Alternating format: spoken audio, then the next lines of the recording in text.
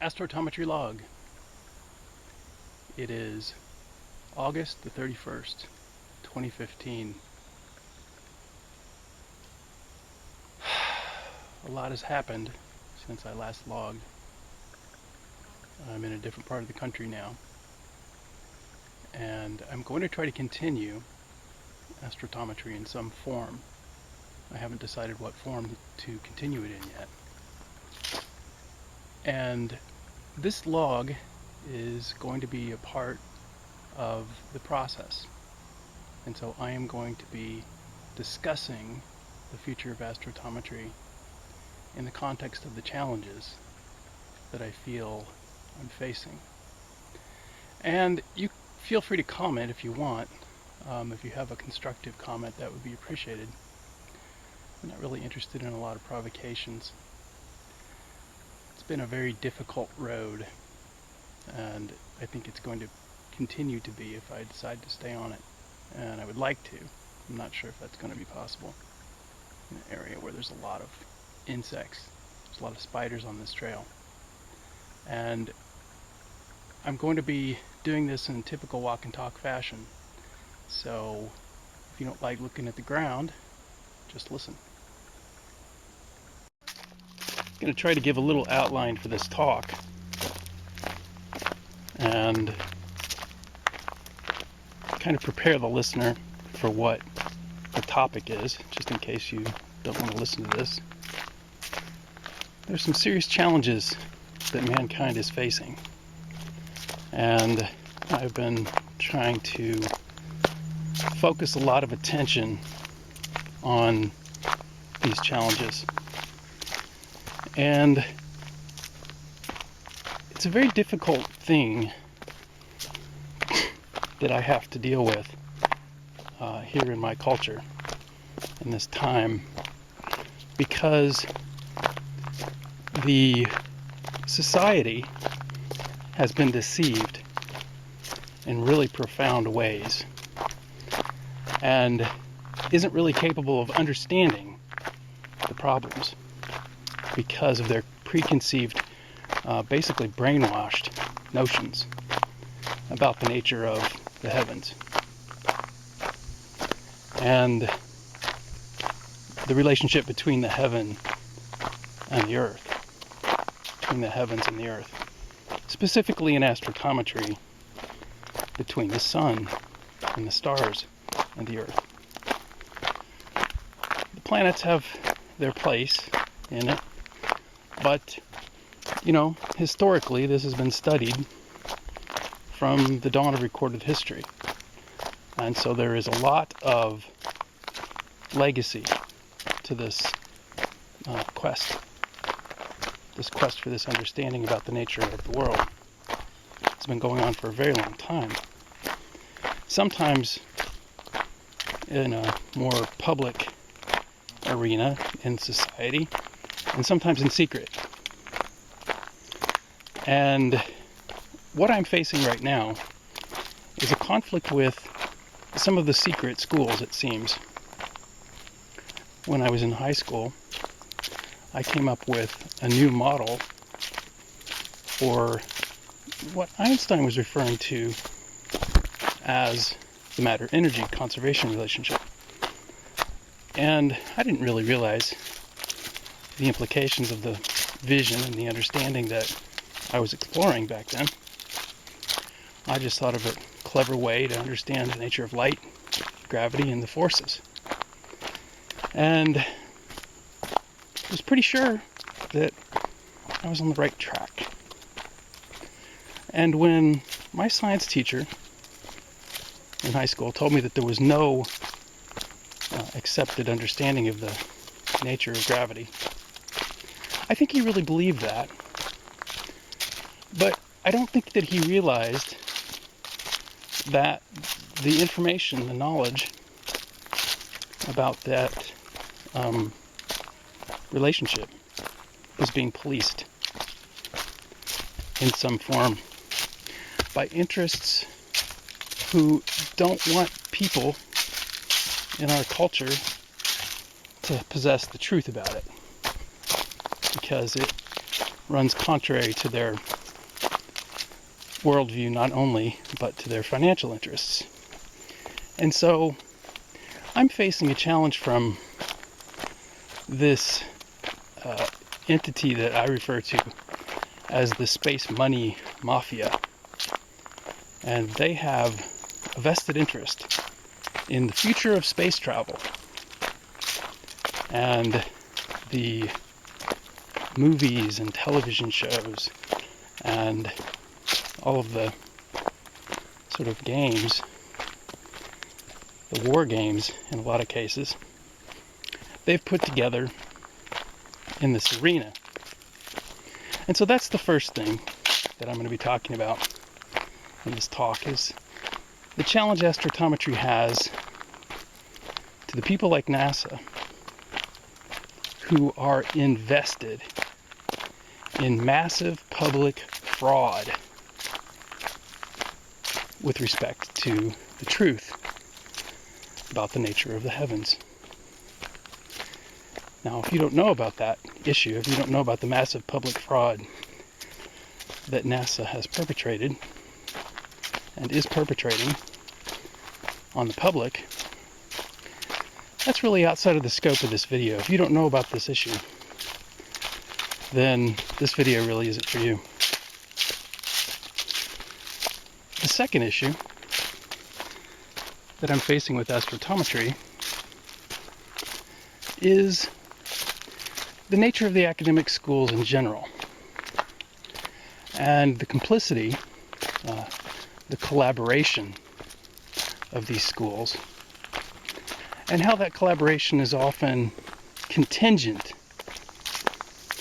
The ability for an astronomer to get a PhD, the ability for an astrophysicist to publish and be respected, is contingent on their complicity with the fraud. So that's kind of a separate issue.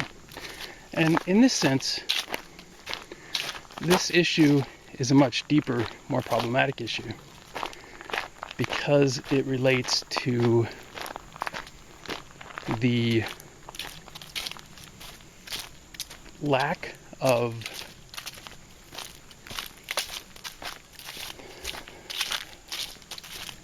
knowledge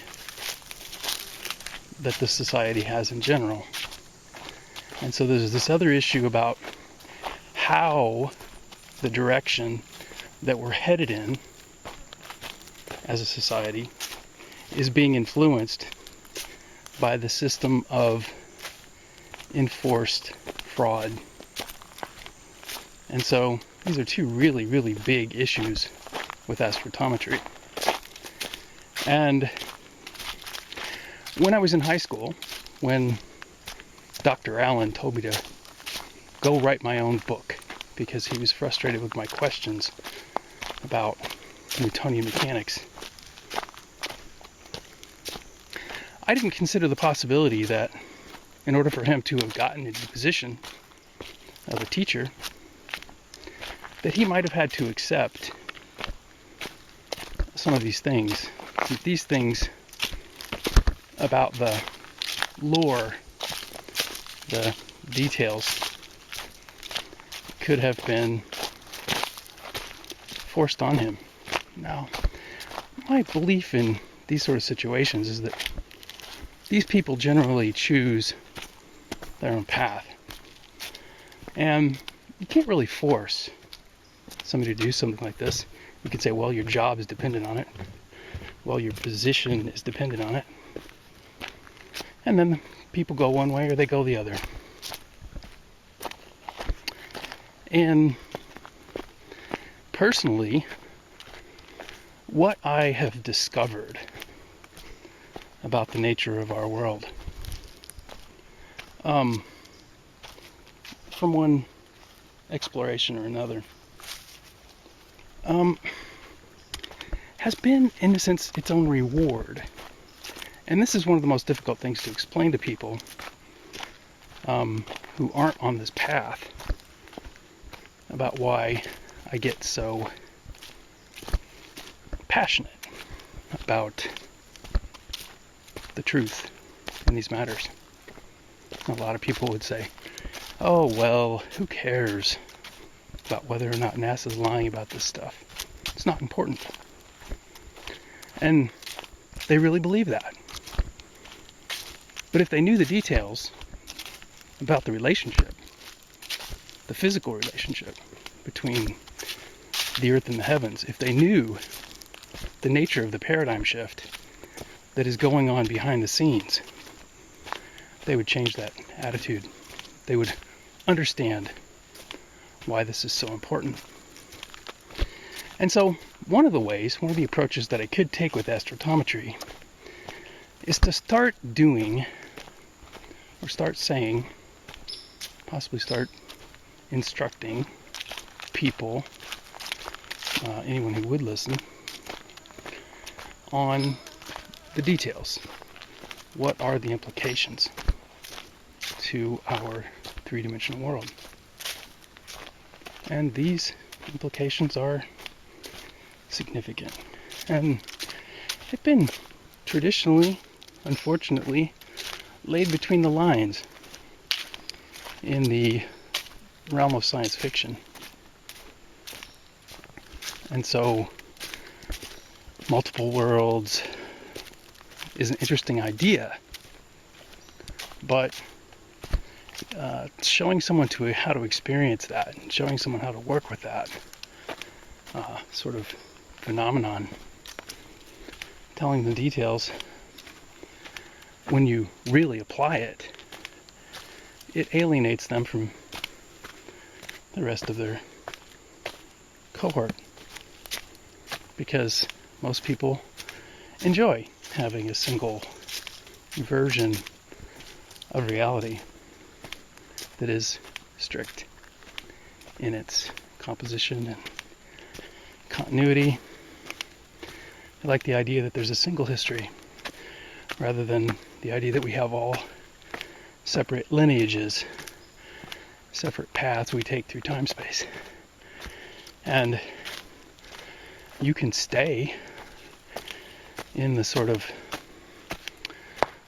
lowest common denominator, which you can use your framework to compensate for the inconsistencies or the issues you might experience with that theory in your reality.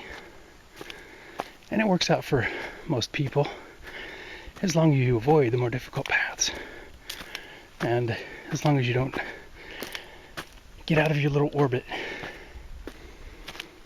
too much. Because if you do, you'll find that the world isn't at all what it seems, and what you've been taught about the nature of reality is basically a pack of lies.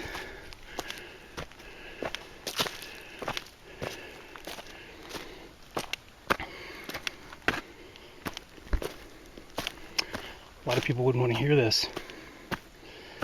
And the groups of people who know, that I believe know, have formed themselves into sort of secret societies. And if you do some research on World War II, you'll find that it was really fought over the Nazi rocket technology. I want to stop here and take a little breather. I'm trying to walk and talk and come up this really steep hill all at the same time. But the Nazis were pretty sure that they'd figured something out about the nature of the world. And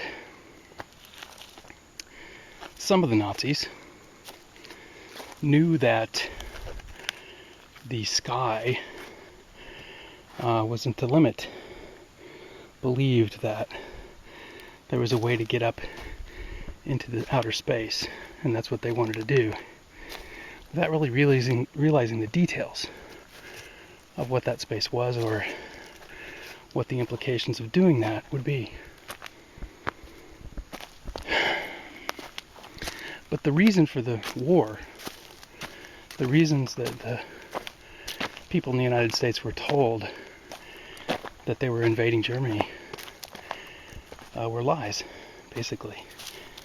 They were a smokescreen.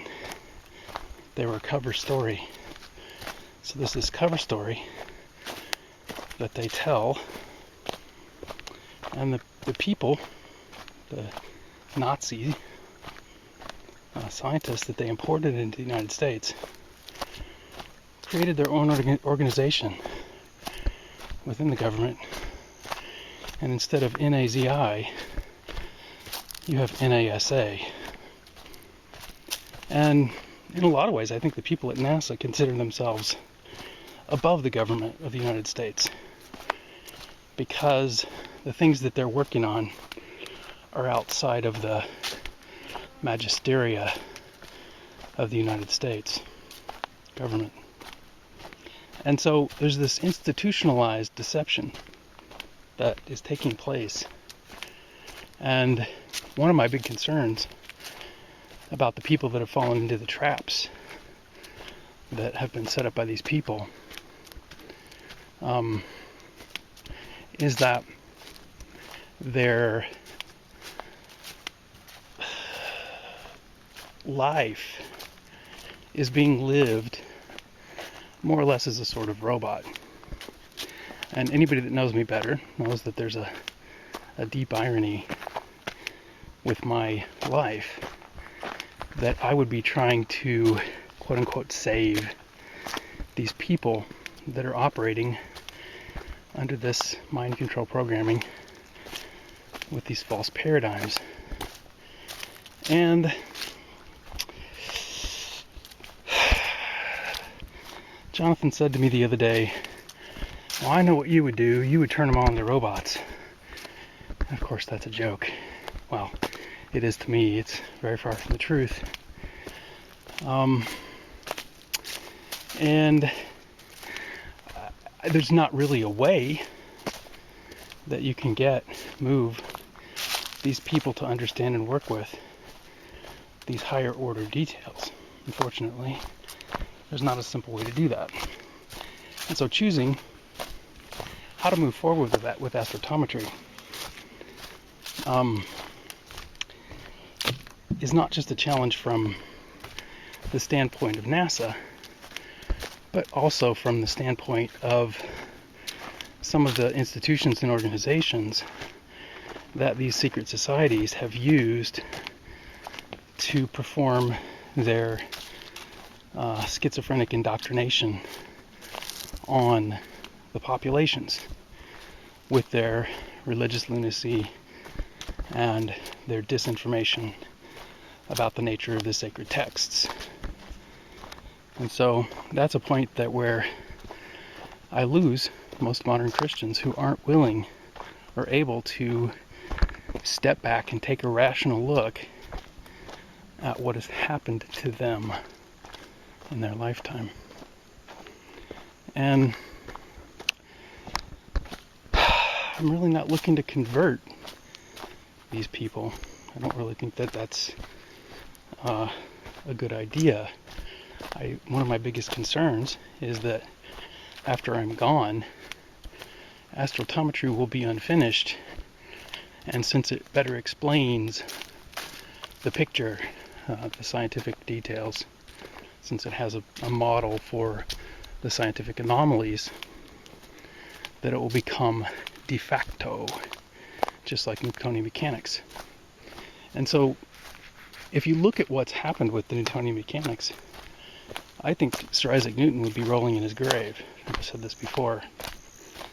And I realize that for those of you that have listened to these before, I'm going over a lot of old ground, even though I'm in a new place.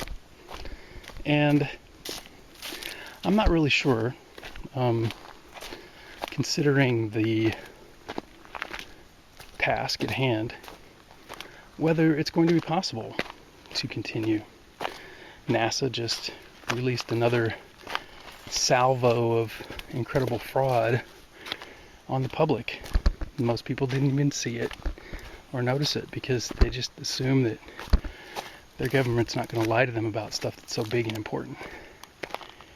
And if you analyze, well, let's start at the beginning here. Let's not throw the cart before the horse. Anyone that's ever looked at the moon during the day, if you look at the full moon during the day, you can see it even through bright clouds and different sorts of things. Even if it's a bright day, even if the sky is really bright, it appears even brighter. And that's why you can see it during the day. And there's a dark side to the moon, supposedly. And NASA recently claims to have photographed the dark side of the moon from a great distance. Now, anybody that understands imagery and has the basic knowledge of the appearance of the Earth and the appearance of the moon from the Earth on a bright night or a bright day or a dark night knows what to expect. And so it seems that NASA has thrown out yet another smoking gun.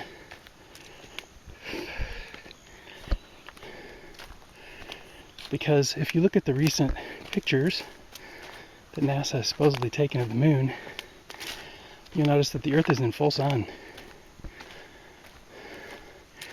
But the dark side of the moon is still dark. Is that a mistake? Are we supposed to believe that for some reason at a distance the blues on the Earth are brighter than the white sand on the moon?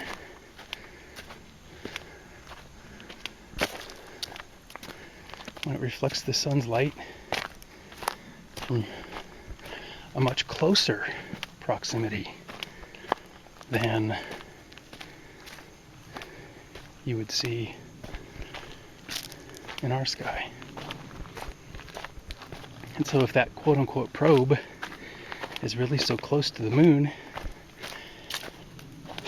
why isn't it brighter if it's clearly in the full sun rather than being in the shadow of the Earth? And I find it really amazing that more people in the alternative media didn't immediately jump on this and say, this image is a fraud. Because it's clear. It's clearly a fraud. Anybody that knows anything about computer graphics and would set something up like that in a computer graphics program could easily tell you that, well, the way they lit the moon isn't right. They didn't even light it correctly when they simulated it. And that these sorts of frauds are being amplified to such an extent,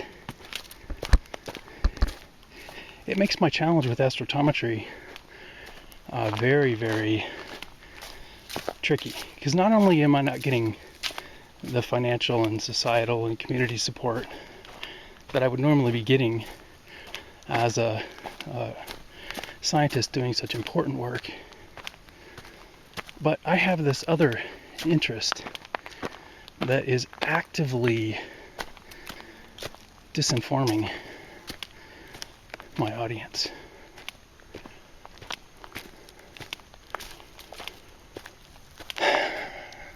Strategically. And they have a budget. They have a huge budget. And in a lot of ways, my research is dependent on products that they are the sole provider of by design, that they have made themselves in a very warlike fashion, the curators of. And as they have made themselves the curators of the information, is really the only way that they've been able to perpetuate the sort of deception that they're running, sort of details that they're obscuring about the nature of our reality. So this is a big deal. It's a big challenge. And there's a lot of possible paths that I could take. And I consider it an incredible honor and opportunity to be taking them. I mean, in some sense, I could really take them if I wanted to. I could play the games the way they do. Yeah. Let's rip out their souls and sell them to the highest bidder. They don't need them. They don't have them, right? It's a tempting thing. It's an incredible temptation from where I am and what I know about the world. But if I continue presenting astrotometry, they're going to continue collecting it secretly. They're going to pick and choose the people they allow to be exposed to it. And they're basically going to lead our society to the gates of hell. And so, why not just give them a push towards hell? Oh, it's tempting. It really is. But it's really not the kind of guy I am. And I guess maybe that's why I've been gifted with this sort of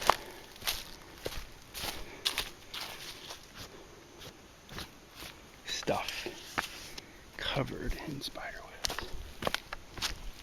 I guess it's better after the first freeze around here.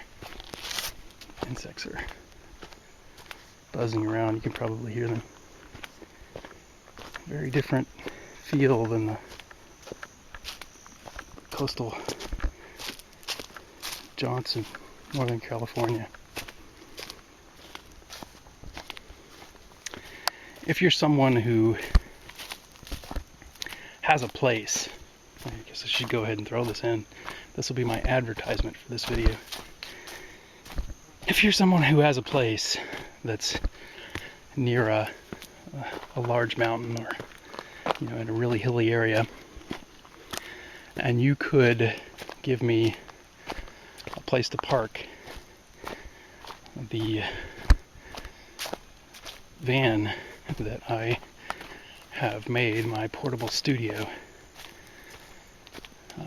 that would be greatly appreciated. I'm going to be driving it around, going from place to place, not unlike the suspicious observer, who some of you might know that idea was even stolen from me. He even took my vision for how I was going to carry astrotometry when he took the spotlight and got the space money mafia behind him. And he's completely willing to cooperate with NASA and keep the secret parts that they are keeping from the public secret. He'll walk that path of deception. He's shown that character many times. And I don't think that even if he could be turned to the light side or whatever, I don't think he has the sort of intelligence and character that would be able to differentiate. He doesn't have the experience with this, that he would be able to differentiate the vested in deception from the truth. So in other words, I think that he's been deceived, but I think that deception is clear to him now, and I think that he's choosing to cooperate with it, to collaborate with it, rather than risk losing the support from the corruption. Not that that's any kind of real support. He'll figure that out someday. But he may not. He may not. But hopefully he'll figure that out someday. But for my job here with astrotometry, keeping the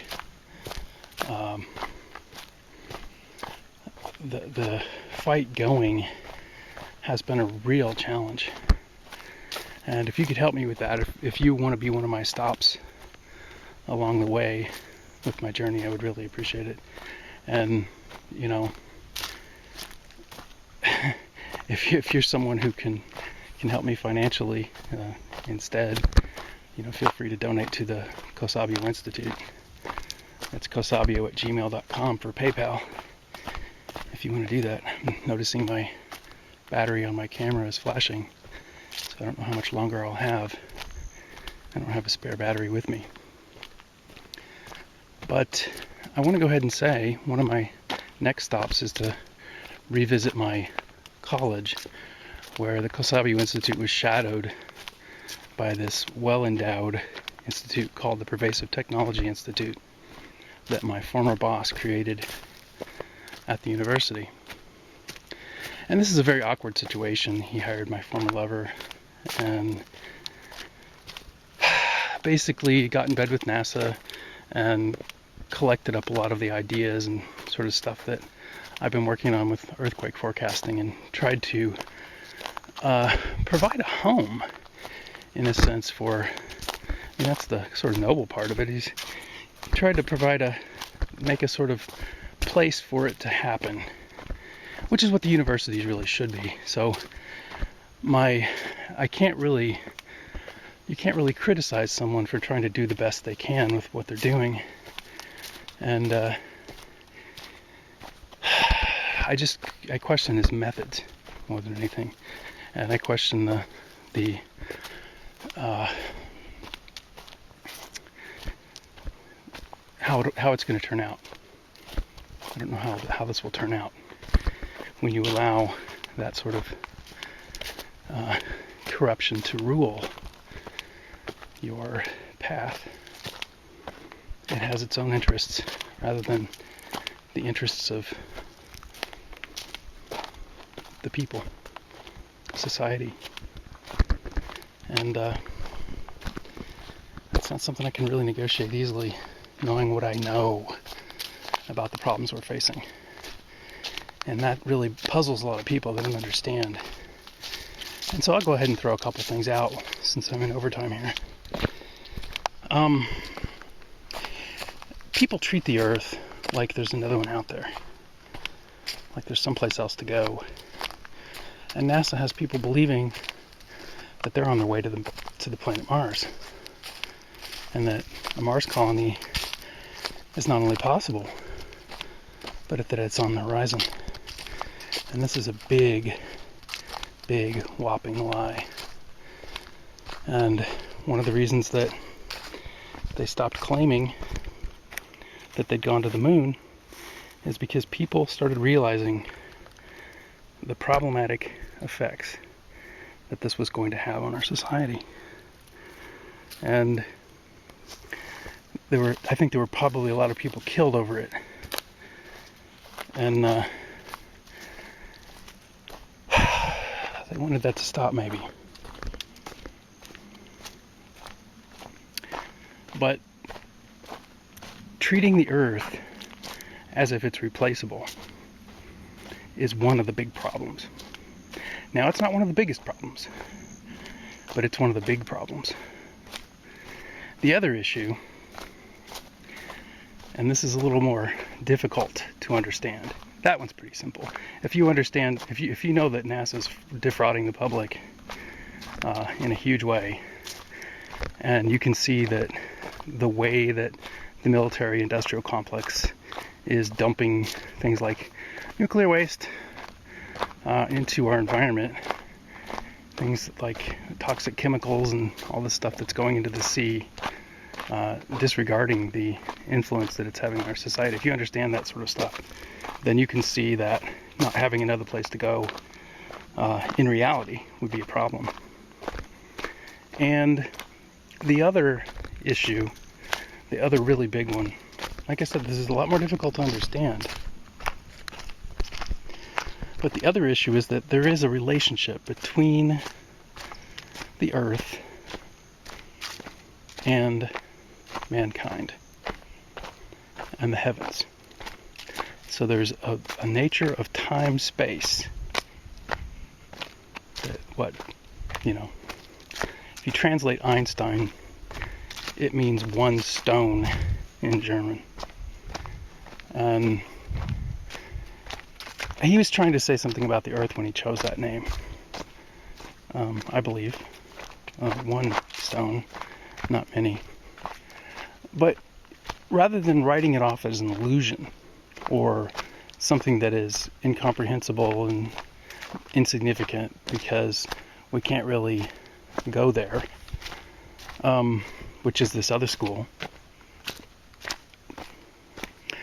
there's a better way of understanding what the structures that we see are.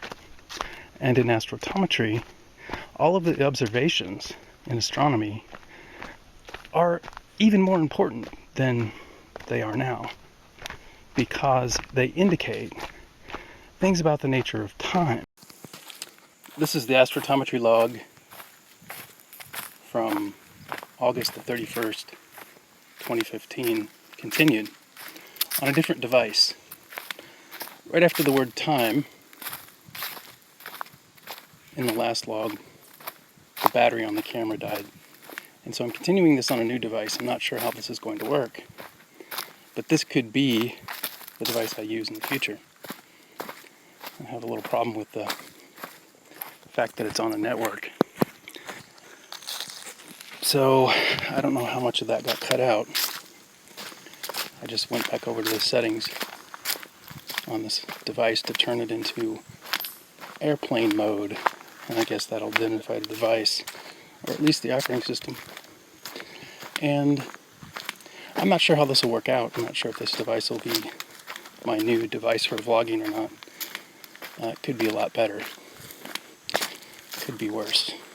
But I don't trust the fact that it's so well equipped wirelessly.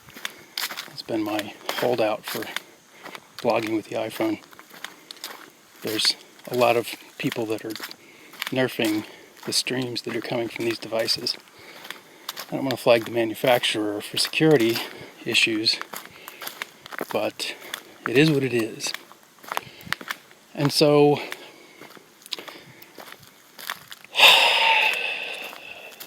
the last one stopped on the word time. It's where the battery went dead. And this is something that's very difficult to understand for someone that is older.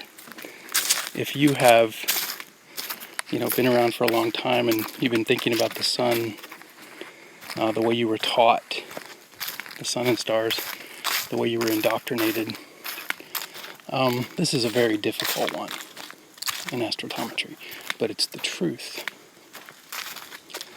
There's a big fight between Copernicus and Galileo.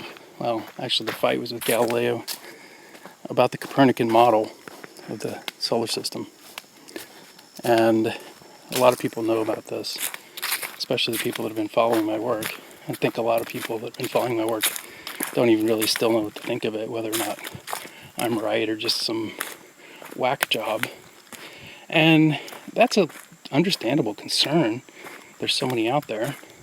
It's hard to tell the ones that are completely off their nut from the people who have something important to say. I can understand that completely.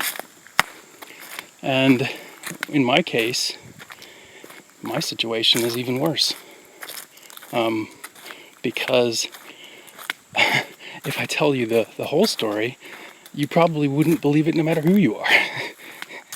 Well, that's not true. There's some people who know, but no one that would get this in a public stream, not having previously known anything about me. The people who know that what I'm on about is very legitimate and important are, unfortunately, have been following me for a very long time, way before I came to YouTube. And so the fact that they're embedded in secret government investigations means that you're not going to hear about them, and you might not be hearing about me, nor from me, as these people have thought they were going to pick me up on multiple occasions. And guys, that's not a good idea. If you want to be sane and civilized about it, I'm a sane and civilized kind of guy. But I don't think I'm going to be able to change what's going on. Anyway, that aside, the details about that aside, the sun and the stars seem to be sources of light in our reality. They seem to emit light. They seem to create this sort of, you can go to the video now, and I'm just going to give you a view of the sunlight through the trees here in this forest. And this phenomenon is still, unfortunately, not well understood. The fact that the sun is 93 million miles away, yet can, apparently, it seems to be 93 million miles away, yet can produce light intensely enough to shine so brightly, led the men of the last century to make this postulation about it being this nuclear furnace that is undergoing this nuclear reaction. And so theoretically, if you got closer to it, it would be even hotter and brighter than it is. And just a cursory scientific analysis using the same equations that NASA claims for itself as its own belief or faith. You apply the standard laws of energy, the inverse square law of radiation. You look at where they claim to have their spacecraft. You could say, well, that's impossible. If the theory about what the sun is true, then the SOHO satellite would not be able to withstand, the SOHO spacecraft, the SOHO spacecraft would not be able to withstand the solar radiation. We can't build anything that would, if the theory is correct. But of course it isn't. And if you look at some of the comets that are captured in the SOHO images, you see that some of them not only escape the sun, some of them appear to travel right through it. And, this is really problematic for the modern theory about what the sun is. But that's just the tip of a much bigger iceberg. The other issues with the comets are the associations with the active regions on the sun. And in the next, well, it probably is happening right now,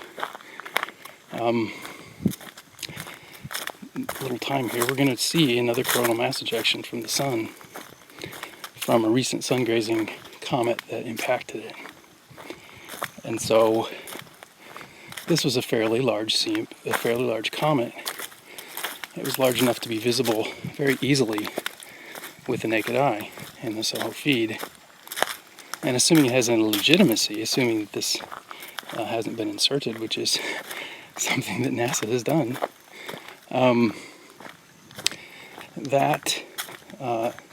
that feed will indicate another event that will happen within 48 hours, where a large mass ejects from the solar corona that will be associated with the formation of a large cyclonic storm on the Earth 2 days after that. So the storm will start forming 2 days after. And these sorts of relationships between the sun and the Earth, like I said, it's just the tip of a much bigger iceberg. This isn't the reason that astrotometry is so important. This isn't the reason that the paradigm shift is so important. because you don't really have to have even have to have the paradigm shift to see that these things correlate.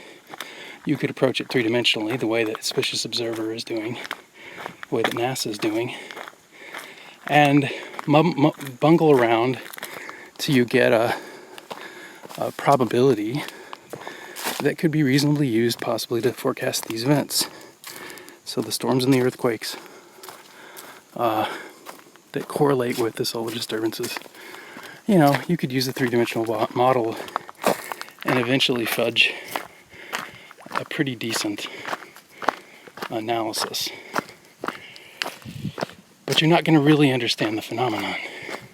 You're not going to really understand why these things are correlated.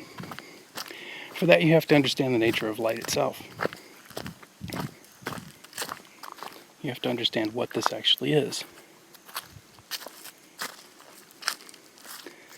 and how we're related to it. And so, on a more fundamental level, the more important issue with astrotometry is what Walter Russell called the secret of light, which is that thing that I discovered when I was in high school. And to understand that is to understand the way that matter and energy are related in Einstein's mass-energy equivalence equation. Now, just to be clear, I want to go put a caveat in here. I am not a believer in E equals mc squared. I understand what Einstein was trying to say, but I consider the variables, the qualifications of the variables themselves, to be incredibly flawed. And this flaw dates back to Sir Isaac Newton, when he inserted the time variable into his velocity equation. Basically, movement was defined in Newtonian mechanics by this distance over time.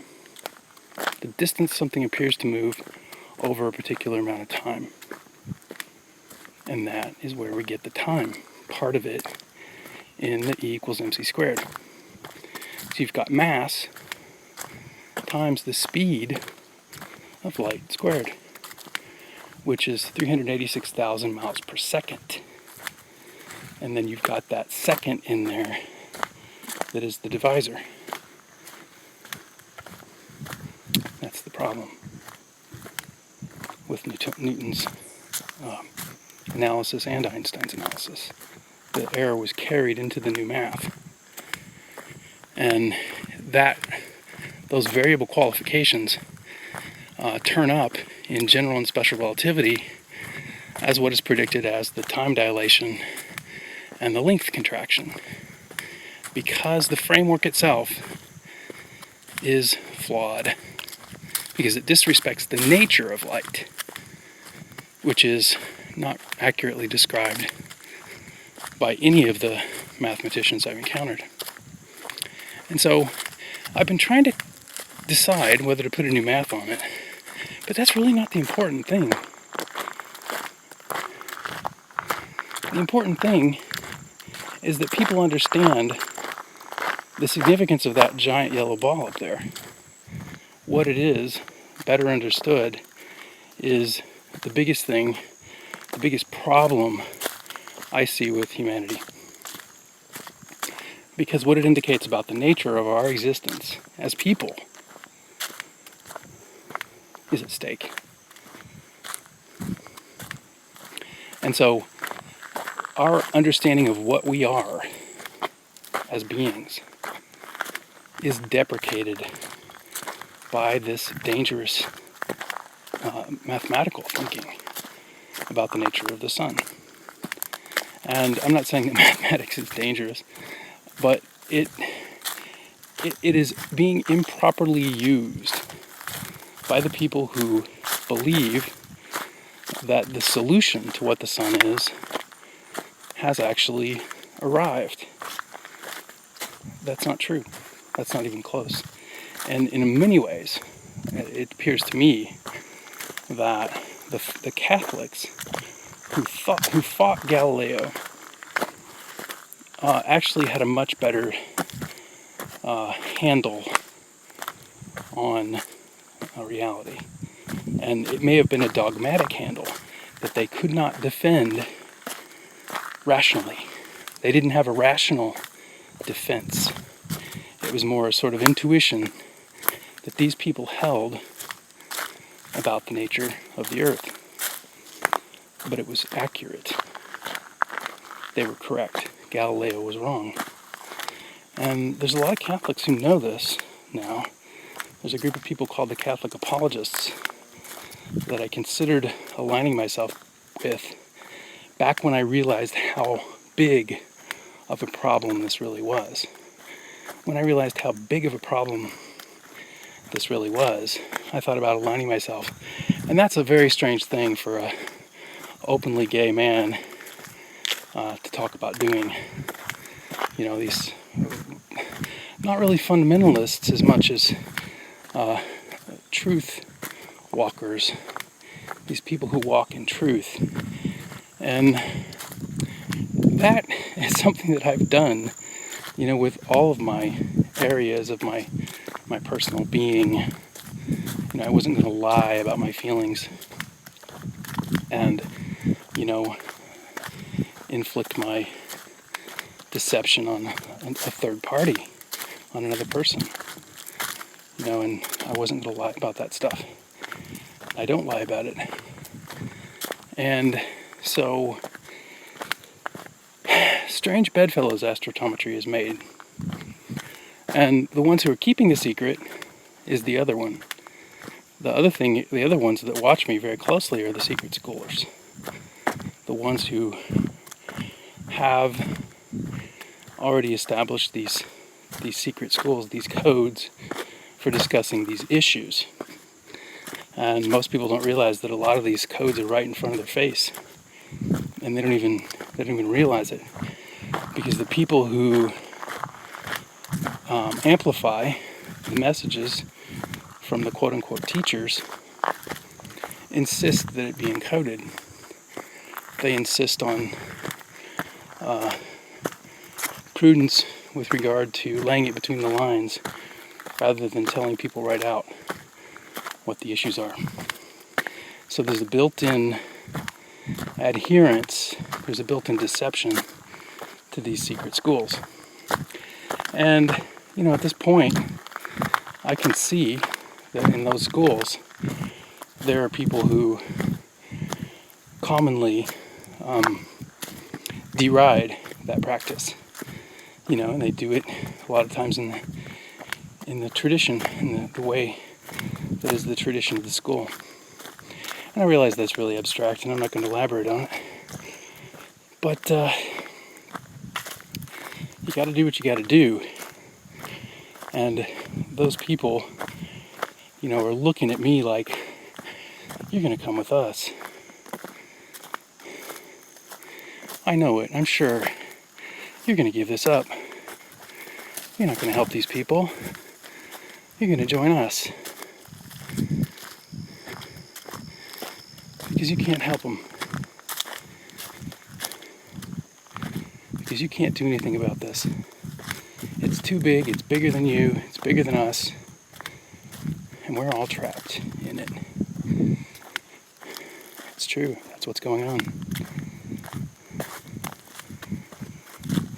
So, from that standpoint, what I'm trying to do is pretty fucking unbelievable.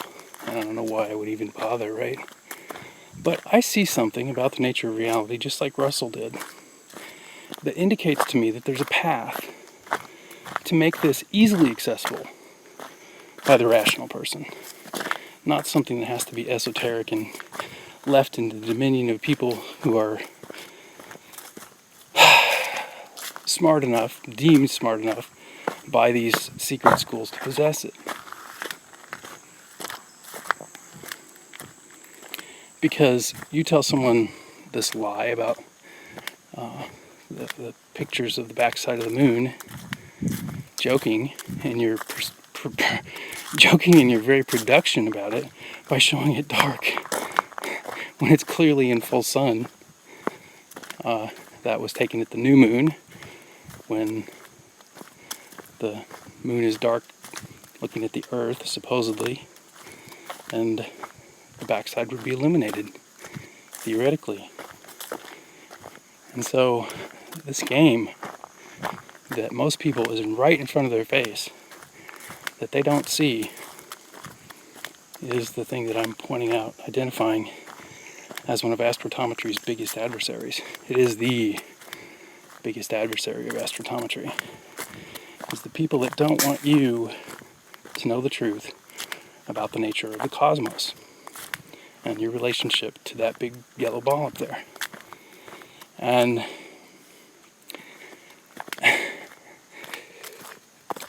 it doesn't do me any good to explain it, to put the math out there, to demonstrate the flaws, the serious flaws in the existing models. If that information is going to be taken and hidden away and used by the interests that are corrupt enough to lie to everybody about it in the first place. And so I think that sums up the conundrum that I'm facing right now. I've kind of sidelined all of my very serious personal challenges for this video in order to be able to focus on this, which is the thing that's really been kind of eating away at me. There are a couple people out there who've been supporting me morally more than anything, but also financially. And I really feel like I owe this video to them.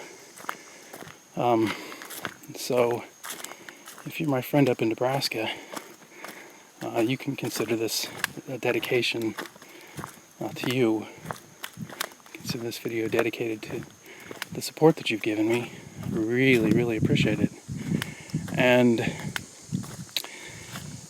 I don't know what I'm going to have to do with this. And you're going to kind of turn into my muse at this point here. I don't know how to approach this. It doesn't make any sense to put myself in the line of fire to such an extent that they physically cripple me, which they're threatening to do at this point. They're threatening to make me look like Stephen Hawking. And they might. They might do it.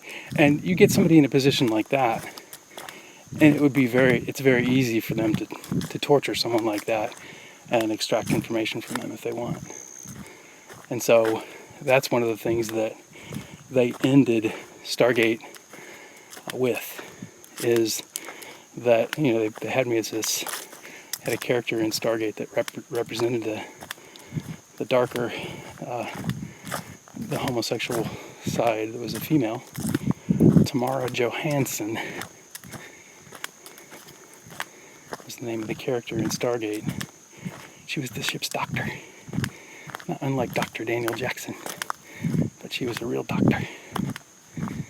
Yeah, it sounds crazy, doesn't it? Well, that's the Rockefellers for you. They're psychotic. And what they've done to Matt Siegel will not go unpunished.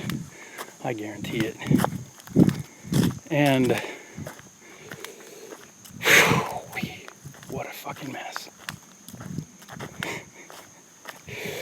But anyway, to make a long story short, it doesn't make any sense for me to get something like ALS or, something like Dr. Hawking. That's not going to help anybody. At least nobody good. None of the good people. Good people lose. I'm on the good side.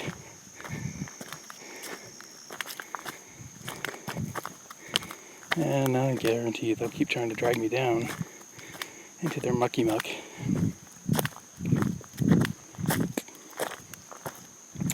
I think that most of the individuals who are involved don't really know what they've gotten themselves into, what they're getting themselves into when they act as the agents of these psychopathic cabals.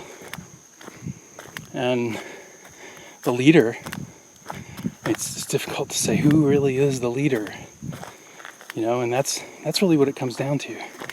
It's a leadership problem. They don't have a good leader. They have a bad leader. A good leader doesn't have to do that kind of crap. A good leader doesn't need to do that kind of crap. And I could be misreading things, I guess, but that seems like the writing that's on the wall. And I don't know if there's a secret textbook out there other than Russell's work. It doesn't seem like there would be.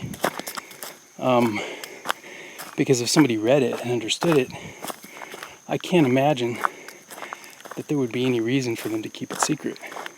Any good reason. See, a lot of the reasons that NASA is able to keep this sort of stuff secret is because they're lies. And so they've got all these lies they tell to each other that they have to just either go along with, or some of them probably actually believe them, which are the secret justifications for their treachery. And a book was the vision that I had for this back when I first started vlogging, and because of the crap that happened when I went on YouTube, the book got canceled. And I'm really kind of glad that it did.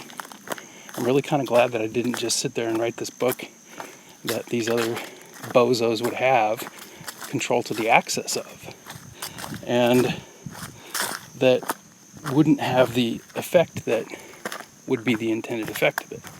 I'm not going to write a book if I can't know that activity is not going to be a positive thing. And so a lot of people would say, well, yeah, don't write the book, because you don't want to give it to the people that are going to take it and do what they do with those sorts of books. It seems pretty straightforward, but it doesn't really help us. It's not a solution, and it's definitely not progress. And, maybe I put too high of a value on progress, but I see that the sorts of dangerous ideas that these people are perpetrating are really,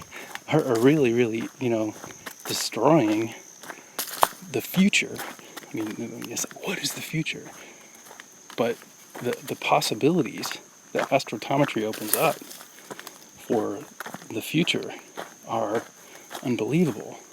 The sorts of relationships that we have with the rest of the cosmos, and those things that appear to us as distant planets. This is one of the biggest turning points in the history of mankind, it seems. And there are other people who think, well, not really, because there are already people who have, been on this path before, and they know where it goes. And there's another possibility for astrotometry. Go join them, or at least in spirit, which is what the rishis did. The rishis do. So I could move along that path also.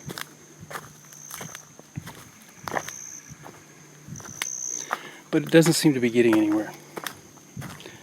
I tried that sort of stuff for a while, and it's very powerful, potent work. Understanding the nature of time-space symmetry and coincidence in our worlds.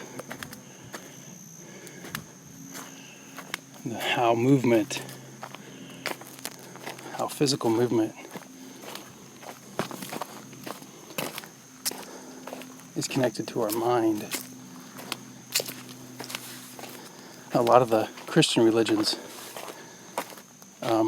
even believe that we're all one thing, that we're all parts of one being.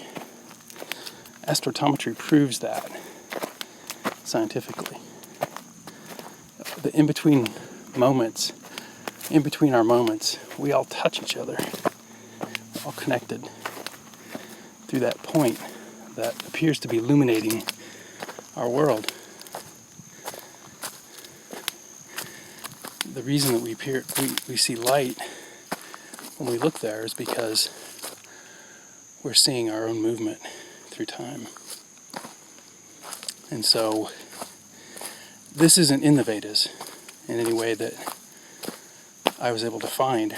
It may be in some form that I haven't deciphered yet, but a lot of the stuff that I found in the Vedas is just mistranslated. And you almost have to know what it says. You almost have to understand the concept before you read it in order to be able to translate it properly, which isn't really helpful. And Sri Aurobindo has this saying in The Secret of the Vedas, which is an excellent book on the Vedas, that the secret of Vedas, even when revealed, remains secret.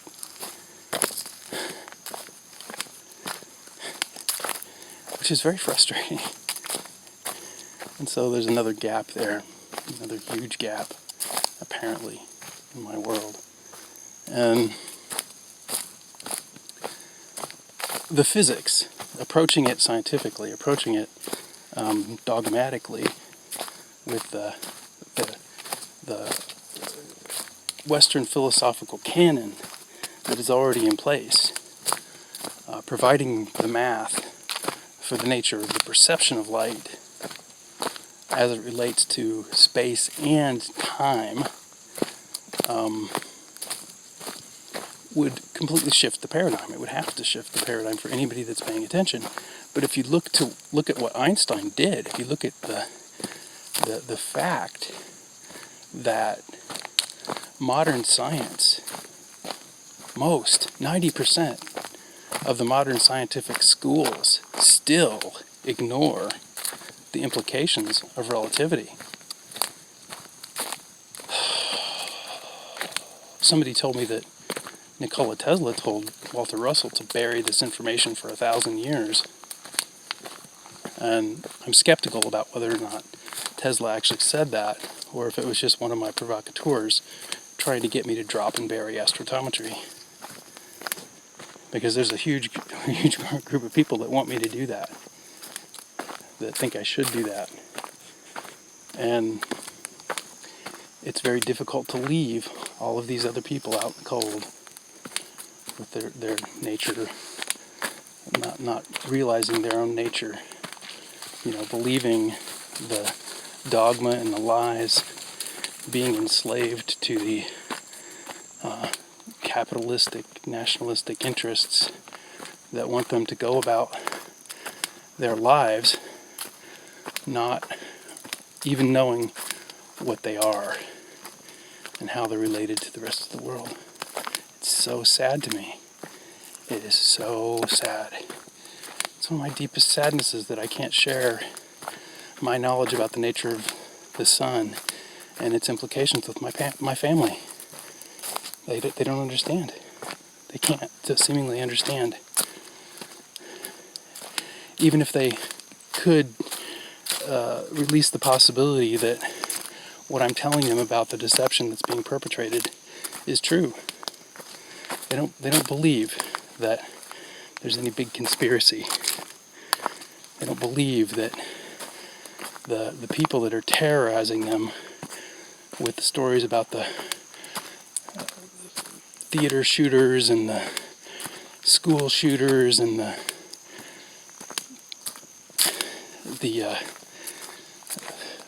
police actions, they don't believe that these stories are fake, and they're not going to. And they're terrorizing them.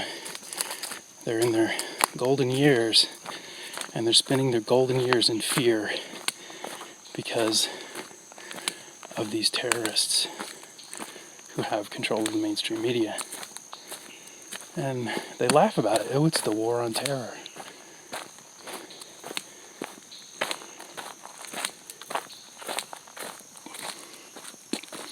one false flag after another. One of the other threats that I've also received is that they'll set me up for one of these false flags. That they'll make me the shooter and just take me. So, oh, he shot. He's the shooter. You see, we got his video. Now he's nothing.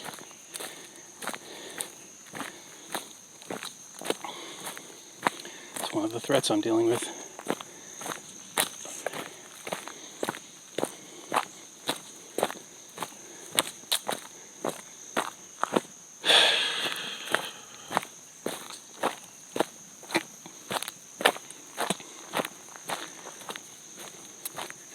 Even one of the even more difficult realizations was that some of my family know about these things to an extent and cooperate because they trust the people that are perpetrating them.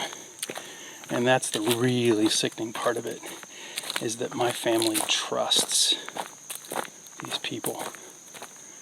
It's so sickening.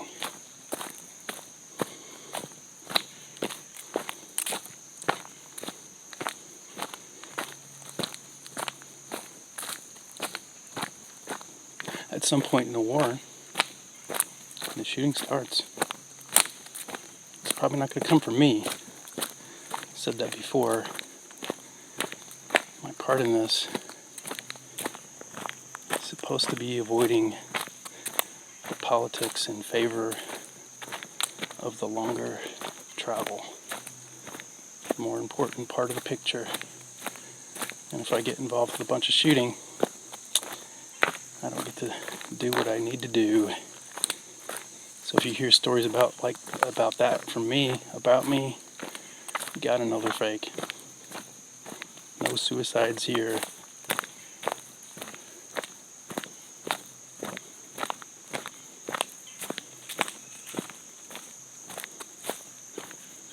If my boys out there in Hollywood really believe that they've got some sort of protection from natural cataclysms. Oh, God. Fucking idiots.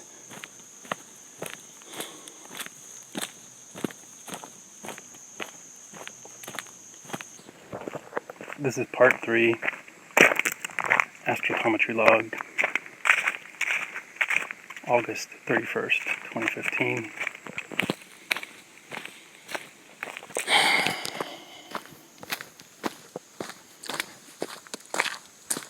And that's where the more practical part of the, what you might call big practical astrotometry comes into play. These cataclysmic events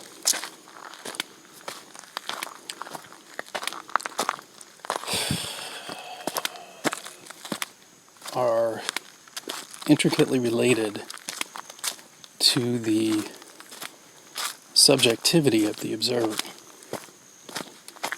And so there's a physics that involves the observer and the place that the observer finds himself in with relationship to these sorts of events. And so, personally, this is very difficult to believe, but personally, individually, we can accept ourselves from the place where we experience that sort of thing, whether it's by moving, from a place where the earthquakes are going to be, or moving into a time-space adjacent to the time-space that you were in, where the event didn't happen, which that involves multiple worlds and travel among multiple worlds, which usually gets diagnosed as some form of schizophrenia in our primitive, I consider to be schizophrenic society, because there's a truth to it. Either multiple worlds do exist, or they don't. Either it's possible to move among them, or it isn't. And in the case that it is, the entire society is basically out of its mind. It's out of touch with reality, technically. And so most of the people who know about that keep it quiet. They don't talk about it. Because that's something that the society can't be easily moved on. It turns out to be questionably allowable to possess really good knowledge of that. If you were really good at it, you could do things like trick the stock market and, screw up the normal linear time things that are supposed to be completely uniform across the time spaces. And so you don't hear a lot about that. And the government, the higher-ups in the government know. They know that they're lying to each other and they're enforcing the common notion of time-space. They know they're doing that, and that's one of the parts of the war that is not really my fight. That's not really my fight, and it's one that's been brought to my doorstep. I'm in the fight, but it's not my fight. It's not what I'm fighting about. I'm approaching it from more of an academic point of view. I'm trying to keep my nose clean as far as not taking advantage of what I know about the nature of the realities. I'm not trying to manipulate others because I understand the nature of the karma that's associated with that sort of thing mostly. And the karma in my world, my understanding, is a physical thing. It's a physical property that is intricately related to cause and effect. And so there's this sort of interplay between the worlds you will find yourself in later and the ones you choose right now. And I really don't know how to approach the what I consider to be my following on this with regard to these sorts of issues. I think that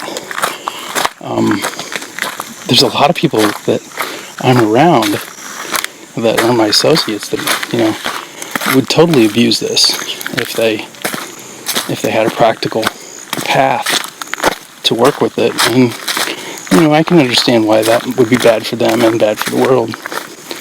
And so that's, like I said, that part of it's not my fight. It's part of it isn't something I fight over. But it is what it is. But the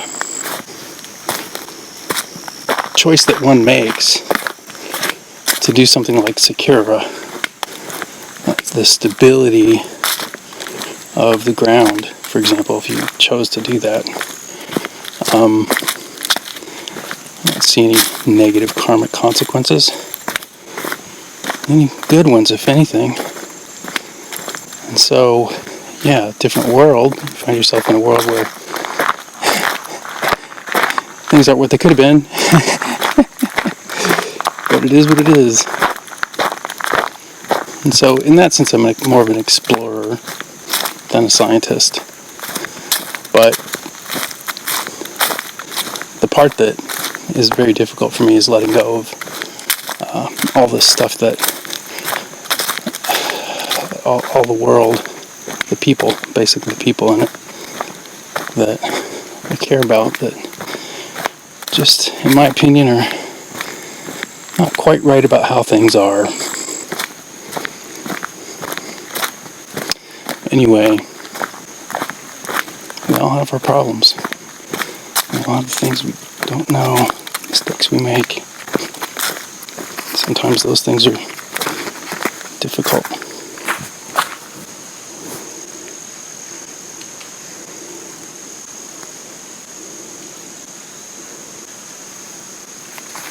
I don't know if that was alive. Got covered with spider webs. Getting stuff that gets caught in them. It's like the spiders are wanting to trail along because they know the little gnats are flying around me. so they're wanting to trail along. So they can use me as a trawling sort of thing. I'm sure they do that with the other animals in the forest. Not so keen on it. Anyway,